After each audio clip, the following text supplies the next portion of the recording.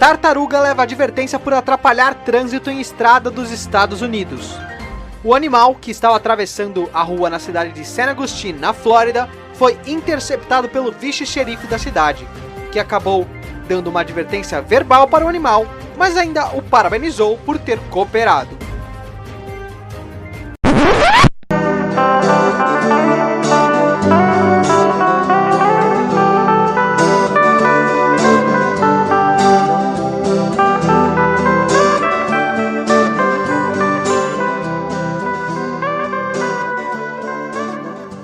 Olá, você que me escuta, começando mais um PBcast, eu sou o Henrique Castro e eu estou aqui hoje com a Ana Luísa Dornas. Tudo bom, Ana?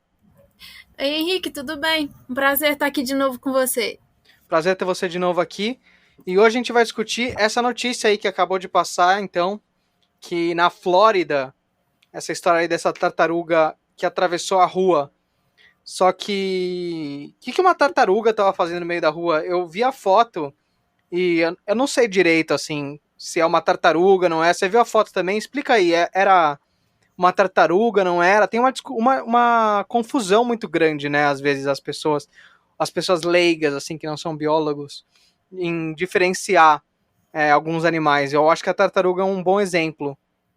Sim, nossa, na verdade existem 3 animais que eles se confundem ali, que é a tartaruga, o cágado e o jabuti. As pessoas confundem muito entre eles.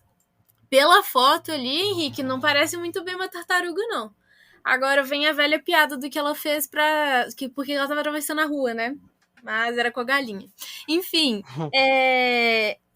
Essa foto mostra uma forma no casco dela e no plastão. Plastão é a parte da frente que continua o casco ali, que parece muito com um jabuti. E é mais provável que seja um jabuti, porque eles são aqueles que têm aqueles pezinhos mais achatados e eles são terrestres. Então é mais fácil que seja. E quando você fala do casco, assim, como você olha assim para um casco e diferencia o casco de uma tartaruga e o casco de um jabuti? O que tem de um que não tem no de outro?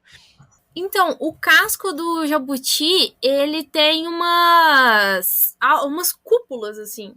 Tem umas partes mais protuberantes, sabe? E o casco da tartaruga, ele já é mais lisinho. Então, ele é mais reto. Isso ajuda muito na hidrodinâmica. Então, quando ele vai nadar, ela vai nadar, no caso da tartaruga, ter o casco mais liso ajuda a água a passar por ali, ela cortar a água. E isso que é a hidrodinâmica. E quando você falou da pata do jabuti, porque a pata do jabuti, ela parece como se fosse uma pata mais redondona, assim, né? Ela parece, sei lá, de um elefante, talvez. Isso. A gente compara muito com pata de elefante, porque, devido às proporções, é muito parecido, porque é aquele pé bem chatinho, assim, né, que parece uma pilastra, talvez. E o da tartaruga, ele já é as patas já são parecidas com remos. Então a gente vê onde que estão os ambientes desses animais. E não vamos esquecer do cágado, né? Ele tem uma pata que é intermediária. Então, elas têm garrinhas, eles conseguem ir para a terra, eles são chamados de semi-aquáticos. Eles conseguem ir para a terra, mas eles ainda têm umas membranas entre os dedos para eles nadarem. Os jabutis, eles até podem ir ali perto da água e tal, até para beber água mesmo, mas eles ficam mais na parte terrestre, então os pezinhos são mais para caminhar e tudo mais. E as tartarugas, elas são geralmente marinhas. Tem algumas espécies de água doce, mas no geral elas ficam na água e as patas delas foram evolutivamente selecionadas para nadar. Então são remos. Mas o cágado, então, o cágado não tem no mar. Eu não tenho certeza com o cágado. Na verdade, agora você me deu uma leve apertada. Eu acho que eles são mais de água doce. Mas a grande diferença vai ser: o cágado, ele é semi-aquático, então ele pode ir para a terra e pode estar na água, mas ele fica a maior parte do tempo na água. A tartaruga, ela vai ficar maior tempo na água e ela só vai sair para desovar. Então, para botar os ovos dela, ela bota e volta para a água de novo. Ela vai ficar quase que, sei lá, 90% do tempo dela nadando. E o jabuti, ele vai ficar quase que 90% do tempo dele na terra. Então, inclusive, uma curiosidade sobre o jabuti, que muita gente não sabe, é que eles são onívoros. Então, tem muita gente que alimenta o jabuti só com folha, verdura e essas coisas assim. A minha avó tinha um jabuti que comia, ela dava só isso pra ele. Dava, sei lá, folhas, exatamente o que você tá falando aí. Eu nunca vi ele comer algo que não isso. Ele devia caçar uns insetos, uns bichinhos assim que vocês não viam. Mas eles são onívoros. Inclusive, tem alguns lugares de tratamento, né, criatório, que eles dão pintinhos. Eles até caçam, às vezes. Tem uns vídeos muito loucos na internet dos jabutis caçando pombo. Eu sei que a tartaruga é um bicho que morde, que caça mesmo. A tartaruga, agora falando a tartaruga marinha, né? Já falando com os termos certinhos aqui. Isso aí. Mas, e a boca dela parece um bico mesmo, né? Que machuca, deve machucar. Eu lembro que uma vez eu tive a oportunidade de mergulhar com tartaruga. E eu lembro que me falaram pra não chegar perto, não tentar passar a mão nem nada, porque elas bicam e pode arrancar o dedo, assim. Elas têm força na boca. Sim, elas têm uma parte córnea, assim, é uma parte bem grossinha. E elas têm esse formato mesmo de um bico, mas não é um bico tipo de ave. É uma outra estrutura. Aí, quando tem esse formato, fica tipo uma lâmina, né? Então, às vezes, se elas pegam dedo, essas coisas assim, pode até cortar. Uma das alimentações delas são as águas-vivas. Então, um grande problema que a gente tem com plástico é porque elas confundem muito sacolinha plástica, por exemplo, com água viva. Eu já ouvi falar disso. É interessante, né? Quer dizer, é triste. E interessante saber a parte que ela come água viva e triste esse problema aí com o plástico. Sim. Porque realmente, uma água viva no mar, um saco plástico, a deriva lá. Confunde totalmente, né? Na verdade, até eu já confundi um saco plástico com uma... Eu tava nadando uma vez com uma amiga no mar, assim. Aí ela viu que tinha uma sacolinha plástica e ela achou uma ótima ideia me assustar. E aí ela começou a gritar que tinha uma água viva.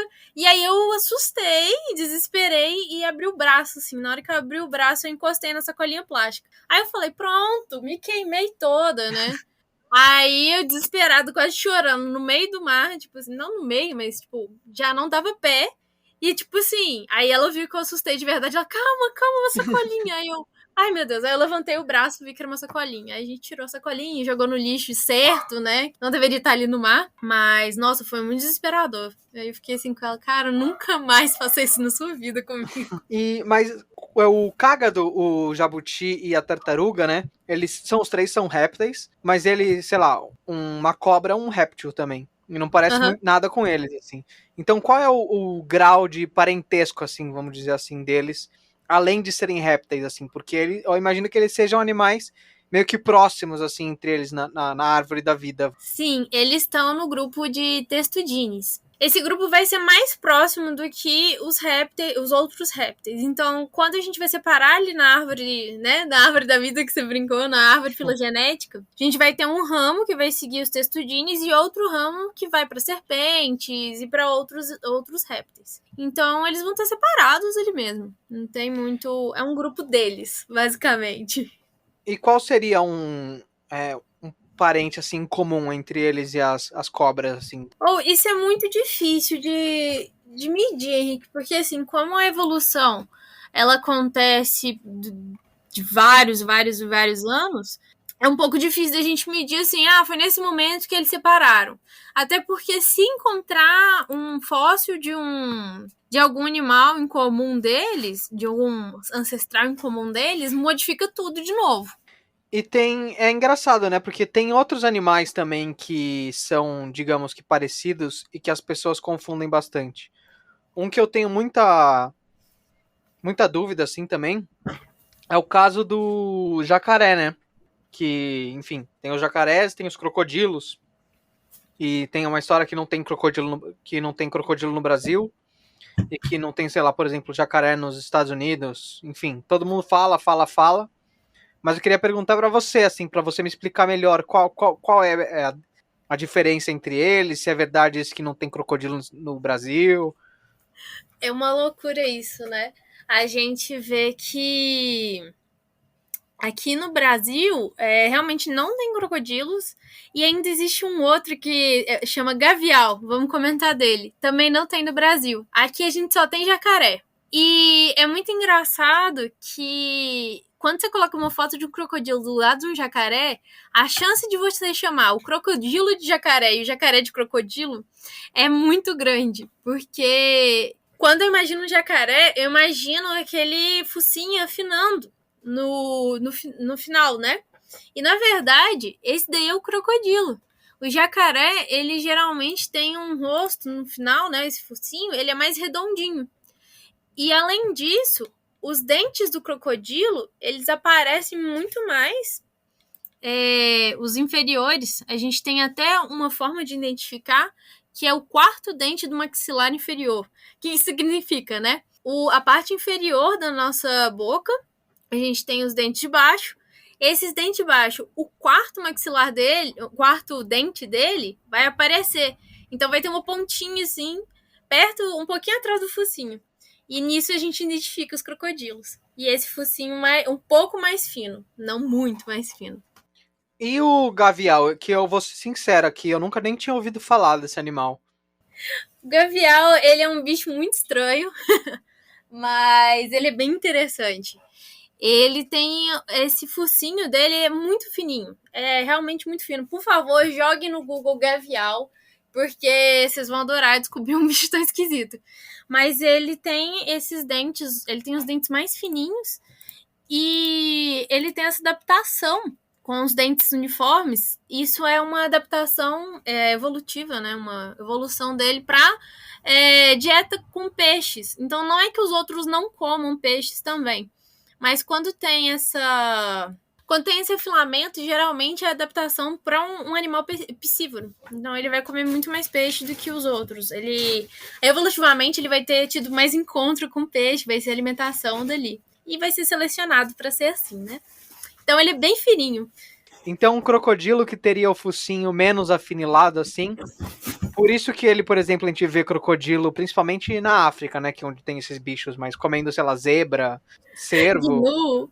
Gnu, Porque existe isso, né? Eu já vi várias vezes, assim, crocodilo atacando uns bichos enormes, assim, maior que eles até. Um jacaré, por conta do focinho dele, ele não conseguiria atacar um bicho desse tamanho?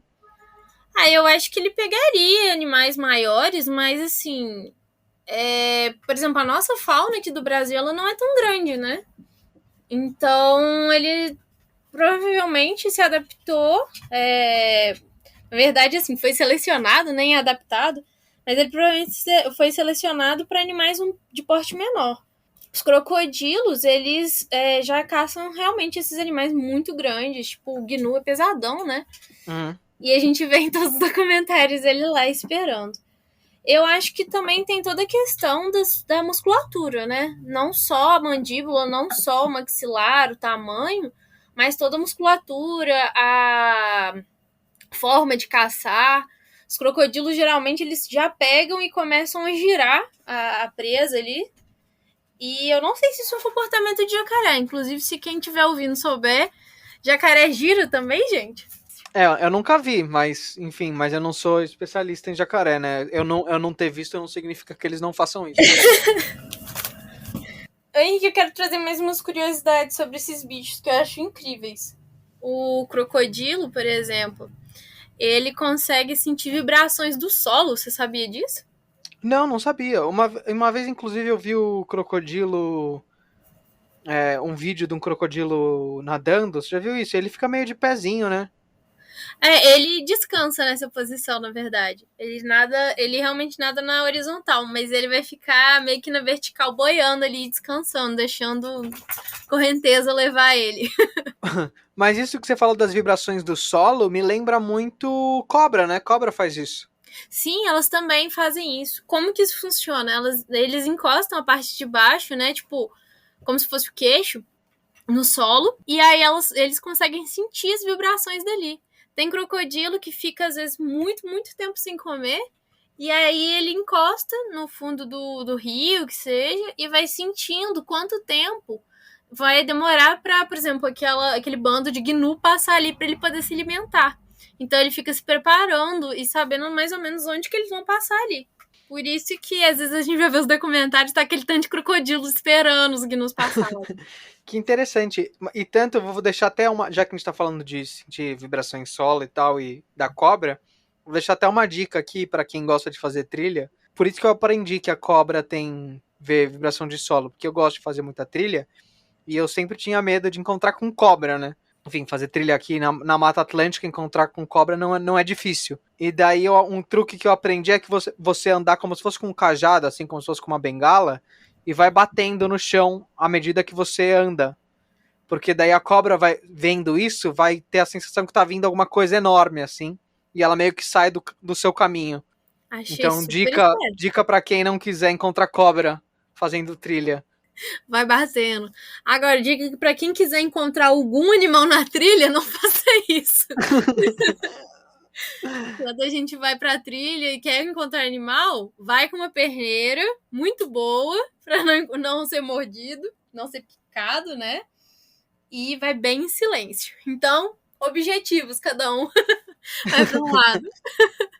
Mas isso é muito bom. Fala nisso, Henrique, se a gente for abordar mais uma diferença aqui, a gente tem cobra e serpente, né? Muita gente eu nem sabia que eu tô descobrindo agora também. Pra mim eram sinônimos. Então, a gente até usa como sinônimo na linguagem popular cobra e serpente, mas na verdade a gente só tem uma ou duas espécies que a gente realmente chama de cobra e elas vivem na África.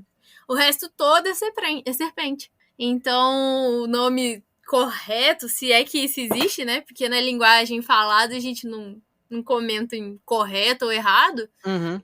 Mas se for falar correto, seria serpente. E aí só essas que estão lá na África a gente chama de cobra. Mas essas cobras da África, elas são serpentes também? Ser uma cobra tá dentro do conjunto serpentes? Ou elas são outra coisa? Então, as cobras, elas são sim serpentes, mas aí elas vão ser serpentes de uma família específica. Então a gente pode chamar todo mundo de serpente, mas não pode chamar todo mundo de cobra. Que na verdade normalmente é o contrário, né? Eu, por exemplo, sempre chamei tudo de cobra. Assim como eu tava falando na trilha, você tava falando que não tem cobra na trilha, pelo menos aqui no Brasil. Não. Ué, você não falou que as cobras, os dois únicas cobras que tem é na sim! África? Então o que eu vejo, o que eu tava falando pra espantar na trilha não é cobra, é serpente. Exato. Não, agora eu entendi. Até assustei aqui, porque assim eu falei que não existe aqui. Não, mas não tem cobra aqui. Ó, tá vendo como tá intrínseco na gente chamar o negócio de cobra? Você que acabou de falar até se atrapalhou. Tá vendo? Eu me entreguei. Gente, pode continuar chamando de cobra, tá? Não é falar, não chame de cobra, chame de serpente. Não, é só uma breve curiosidade. Mas quem trabalha com esses animais vai chamar de serpente. E até agora que eu tô pensando, na verdade, porque eu sei que em inglês a gente eles chamam de snake, né? Só que tem a palavra cobra em inglês também. Então agora que você me falou faz mais sentido, assim. Falei, entendi. Tem, e são elas. E assim, mas não tem grandes diferenças, assim. É porque elas são de uma família, então elas estão mais próximas, e aí vai chamar essas de cobra, né? E eu não vou entrar mais em detalhes disso, porque eu sei que tem herpetólogo que vai ouvir e vai brigar comigo se eu falar muito mais, porque eu vou só até aí. Algum dia a gente chama um deles aqui e a gente fala só sobre serpentes. Quase que eu falo cobra de novo. Ué, você pode chamar e falar das cobras também, não tem problema. Vou me policiar, pelo menos nesse episódio, a não chamar mais. Episódio. No grupo eu permito que você chame de cobra, que é como se eu pudesse permitir algo. Mas é bem legal essa diferença entre os animais. Eu sou super curiosa com eles. E essas realmente foram coisas que me marcaram durante a faculdade. E eu achei o máximo a gente poder conversar hoje um pouquinho sobre eles. Legal, também gostei muito. E hoje a gente ficou nos répteis, mas quem sabe a gente não faz outros episódios para falar mais um pouco sobre esse tipo de assunto. Por exemplo, o caso lá da baleia assassina, né? Esse é famoso também. Da baleia assassina que não é uma baleia. Que é um golfinho ali, né? A gente pode conversar sobre isso. E, na verdade, são duas que são, né, chamadas de baleia e não são. A segunda... qual é a outra? Eu vou deixar essa de curiosidade. Quem sabe aparece na página. Mas com certeza a orca é a mais famosa da gente confundir. Com esse sopro no ar aí, com essa informação aberta, eu vou encerrar aqui enquanto você corre aí pro Google para Com ver essa, se você descobre. com essa provocação a gente encerra hoje. Muito obrigada, Henrique. Exatamente. Obrigado eu, Ana. Até a próxima. E obrigado você também que ouviu a gente até aqui. Até Segue a semana gente. que vem. Segue a gente, vai lá no Telegram, dá muito palpite pra gente poder fazer novos podcasts que vocês vão gostar. Verdade, no Telegram e fica ligado no Telegram que a gente às vezes pede ajuda de vocês pra fazer que nem no episódio anterior. Quem sabe nos próximos episódios a gente tenha mais participação dos nossos ouvintes. Isso aí, pessoal. Estamos aguardando vocês. Falou! Tchau, abraço a todos, até semana que vem.